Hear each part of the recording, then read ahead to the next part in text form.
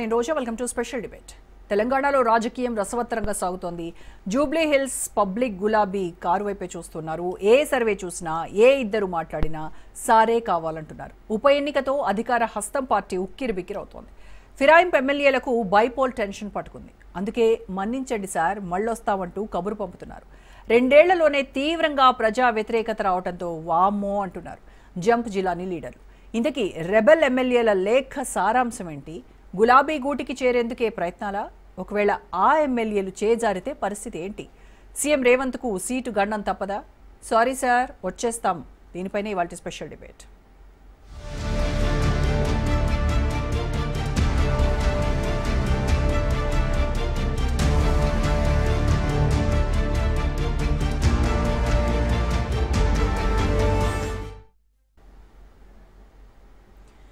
Party మారిన ఎమ్మెల్యేలు తప్పు చేశామని బాధపడుతున్నారా?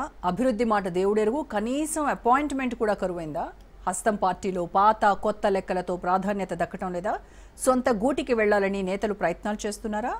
అవుననే సమాధానం వినిపిస్తోంది. స్పీకర్ విచారణ వేళ గులాబీ దళపతికి రెబెల్ ఎమ్మెల్యేలు రాసిన లేఖలు దుమారో రేపుతున్నాయి.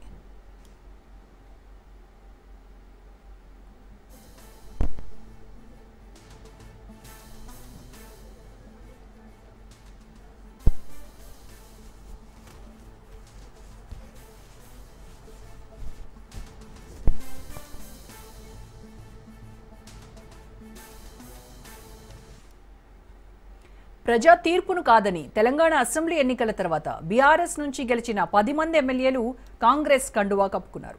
పార్టీ మారిన వారిలో Khairatabad MLA Danam Nagender, Station Ghanpur MLA Kadiyam Srihari, Bhadrachalam MLA Tellam Venkatrao, Banswada MLA Pocharam Srinivasareddy, Gadwal MLA Krishnamohan Reddy, Chevella MLA Kale Yadaiah, Rajendranagar MLA Prakash Goud, Serilingampally MLA Arikapudi Gandhi, Patancheru MLA Gudem Mahipal Reddy, Jagtial MLA Sanjay కుమార్లు ఉన్నారు.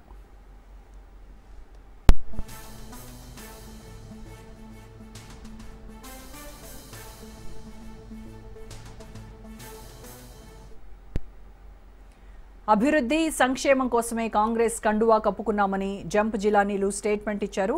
అయితే పార్టీ మారిన చోట ఆయా నియోజకవర్గాల్లో పాత కొత్త నేతలతో ఫిరాయింపు ఎమ్మెల్యేలకు తలనొప్పిగా మారిన సంఘటనలు కోకొల్లలుగా ఉన్నాయి.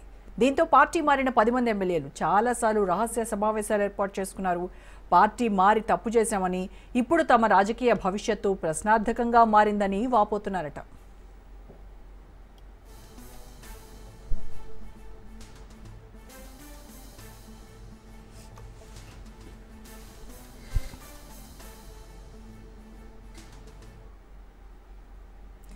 బీఆర్ఎస్లోనే కొనసాగితే బాగుండేదని అనుకుంటున్నారట పార్టీ మారిన ఎమ్మెల్యేలు.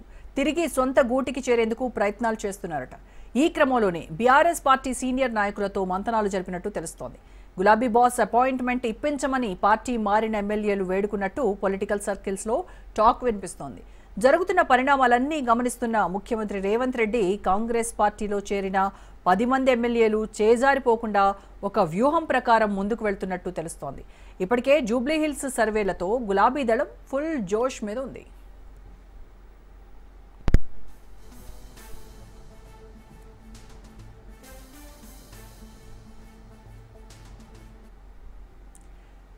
పది నియోజకవర్గాల్లో ఉప ఎన్నిక వస్తే బీఆర్ఎస్, బీజేపీ, కాంగ్రెస్ మధ్య త్రిముఖ పోటీ ఖాయం. అయితే 10 ఏళ్లలో చేసిన అభివృద్ధి సంక్షేమమే గెలిపిస్తోందని ధీమా వ్యక్తం చేస్తోంది బీఆర్ఎస్. 2 ఏళ్ల రేవంత్ పాలనపై ప్రజలు తీవ్ర ఆగ్రహంతో ఉన్నారని, మళ్లీ కేసీఆరే సీఎం కావాలని రాష్ట్ర ప్రజలు కోరుకుంటున్నారని గులాబీ నేతలు అంటున్నారు. తెలంగాణకు బీఆర్ఎస్ పార్టీనే శ్రీరామ రక్ష అని, జూబ్లీహిల్స్ ఉప ఎన్నికల్లో ప్రజలు కారు పార్టీకే జై కొట్టనున్నారనే టాక్ పొలిటికల్ సర్కిల్స్లో వినబడుతోంది.